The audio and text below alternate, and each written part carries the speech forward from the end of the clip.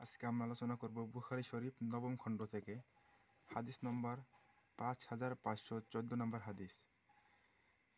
আলকামা রাদিয়াল্লাহু তাআলা আনহু থেকে বর্ণিত, তিনি বলেন, সৌন্দর্যের উদ্দেশ্যে যেসব নারী অঙ্গ প্রত্যঙ্গে উল্কি উৎকীর্ণ করে, যেসব নারী ভ্রু উপড়ে ফেলে এবং যেসব নারী দাঁত শুরু করে দাঁতের মাঝে ফাঁক সৃষ্টি করে, যা আল্লাহর সৃষ্টিকে পরিবর্তন করে দেয়, তাদের উপর আব্দুল্লাহ লানত করেছেন।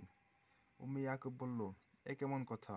আব্দুল্লাহ বললেন, আমি কেন তাকে লানত করব না, যাকে আল্লাহর রাসূল লানত করেছেন এবং আল্লাহর কিতাবেও।